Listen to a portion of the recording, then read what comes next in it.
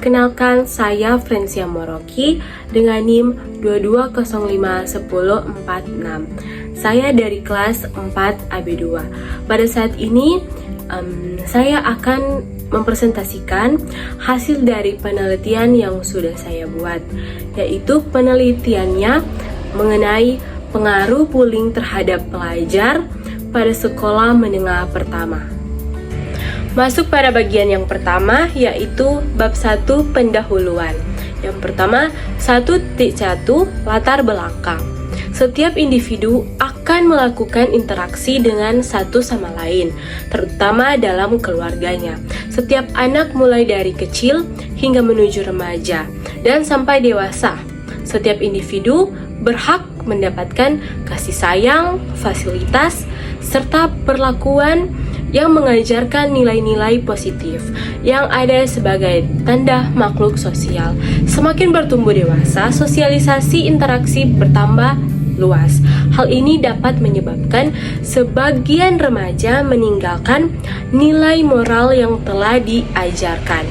Berdasarkan fakta tersebut, timbul suatu sisi pemikiran remaja yang lebih berkembang dan ada juga yang terhambat, sehingga menimbulkan perilaku saling membeda-bedakan antara anak yang satu dengan yang lainnya, dengan contohnya memandang fisik, ras, suku maupun agama serta latar belakang perekonomian keluarga yang berbeda. Pada kenyataannya, banyak siswa di sekolah yang mendapatkan perlakuan berbeda, dimulai dari perbuatan tersebut. Akibatnya, para remaja dan pelajar yang menunjukkan perilaku beresiko, salah satunya adalah bullying. Kasus bullying ini pada beberapa sekolah, terutama pada sekolah menengah pertama. Bullying merupakan suatu tindakan yang dilakukan oleh individu atau kelompok kepada individu lain yang dianggap lemah. Tindakan bullying dapat berupa kontak fisik, kontak verbal, dan cyberbullying. Bullying juga dapat memberikan pengaruh buruk terhadap prestasi akademik di sekolah dan juga kesehatan fisik serta mental korban. 1.2 Rumusan masalah. Yang pertama, dari rumusan masalah ini, apa yang dimaksud dengan bullying? Yang kedua, apa saja bentuk-bentuk bullying? Yang ketiga, apa saja faktor penyebab bullying? Dan yang keempat, apa dampak bullying bagi seorang pelajar? 1.3 Tujuan penulisan. Yang pertama, tujuannya untuk mengetahui apa yang dimaksud dengan bullying. Dan yang kedua, tujuannya untuk mengetahui bentuk-bentuk dari bullying. Dan yang ketiga, tujuannya untuk mengetahui faktor penyebab dari bullying. Dan yang terakhir, tujuannya untuk mengetahui dampak dari bullying bagi seorang pelajar. Bab 2. Pembahasan. 2.1 Pengertian bullying. Bullying memiliki arti suatu tindakan yang dilakukan oleh individu atau kelompok kepada individu yang lain yang mereka anggap lebih lemah dari mereka, sehingga individu atau kelompok yang merasa lebih unggul atau mereka merasa lebih senior kepada individu yang di bawah akan melakukan sebuah tindakan yang kurang pantas dan menyimpang dari nilai-nilai norma yang berlaku. Tindakan negatif ini dilakukan secara terus-menerus dan berulang-berulang kali dengan tujuan membuat korban terluka hingga tak berdaya secara fisik dan mental psikologinya. 2.2 Bentuk-bentuk bullying. Yang pertama, bullying secara fisik, yaitu yang berupa tindakan kontak fisik antara pelaku dan korban secara langsung maupun tidak langsung. Dan menurut penelitian terdahulu, bullying fisik merupakan bullying yang dilakukan dengan menggunakan kekerasan bagian tubuh korban seperti menampar, menendang, memukul, mendorong, dan merusak barang korban. Dan yang kedua, bullying secara verbal, yaitu bullying yang dilakukan dengan mengejek atau melontarkan kata-kata yang menjurus pada penghinaan secara berlebihan yang menimbulkan tumbuhnya perasaan takut berlebihan pada korban dan turunnya rasa kepercayaan diri terhadap korban.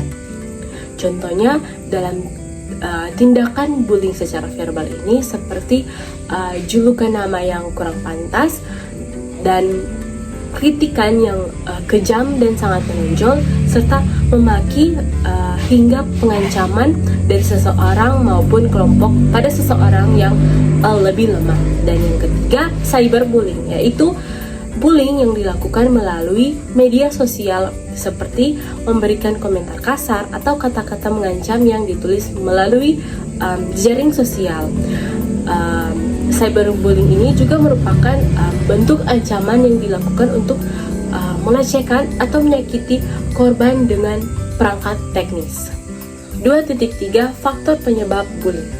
Faktor umum terjadinya bullying dikarenakan faktor keluarga, faktor media sosial, faktor teman sebaya atau lingkungan.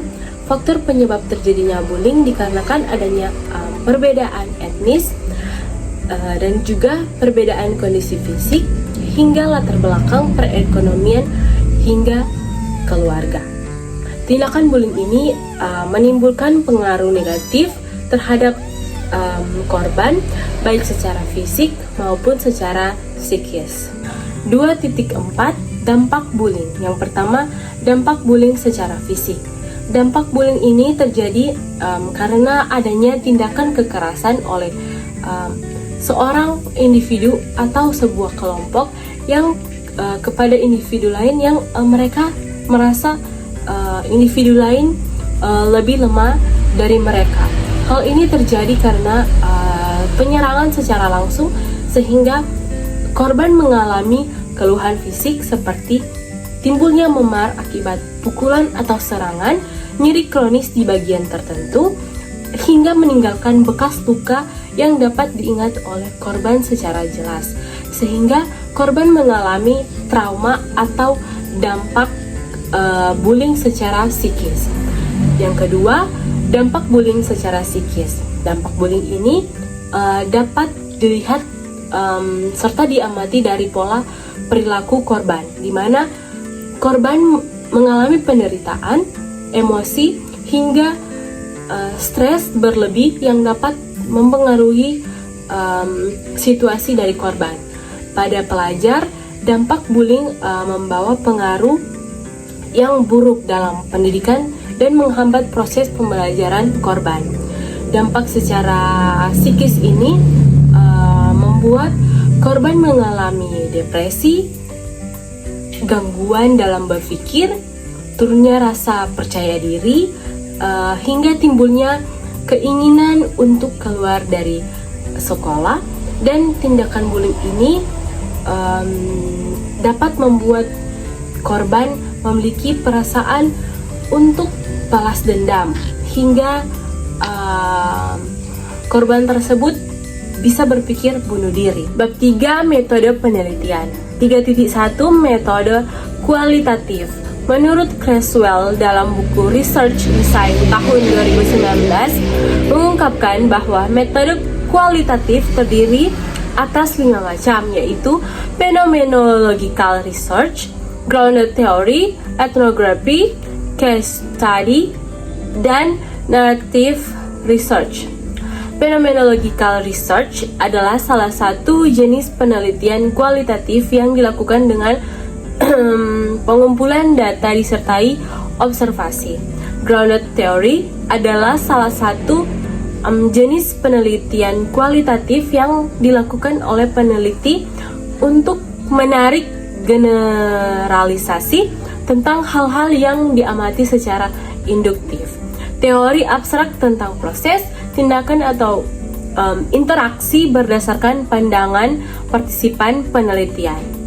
Ethnografi adalah jenis penelitian kualitatif yang dilakukan terhadap budaya dan kondisi alamiah tertentu melalui observasi dan wawancara. Case study adalah penelitian kualitatif yang dilakukan oleh peneliti untuk eksplorasi secara mendalam terhadap program, kejadian, proses, aktivitas terhadap satu orang atau lebih.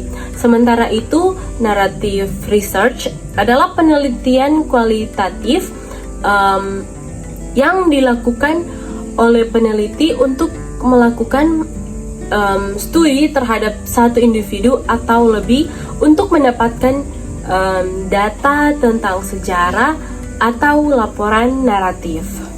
3.2 Metode kuantitatif. Kuantitatif ini digunakan untuk meneliti populasi atau sampel dengan menggunakan alat ukur atau instrumen penelitian, analisa data bersifat kuantitatif atau statistik dengan tujuan menguji hipotesis yang telah dibuat. Umumnya metode kuantitatif terdiri atas metode survei dan metode eksperimen. 3.3 Perbedaan kualitatif dan kuantitatif. Jadi, dalam perbedaan metode kedua tersebut, metode penelitian kuantitatif lebih berfokus pada data angka dengan instrumen atau alat ukur tertentu. Sementara itu, kalau metode kualitatif bertujuan untuk menjabarkan data analisis secara naratif. Bab 4 penutup. 4.1 kesimpulan. Seiring berjalannya zaman, banyak sekali pengaruh negatif yang ditimbulkan oleh berkembangnya teknologi.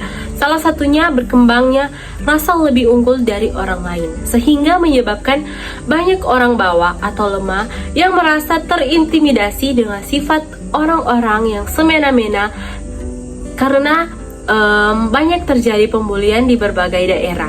Bullying ini bahkan banyak dilakukan tanpa disadari oleh si pelaku, seperti memanggil seseorang dengan nama julukan yang tidak pantas, mengolok-olok, memberikan komentar yang kasar, gibah, dan sebagainya.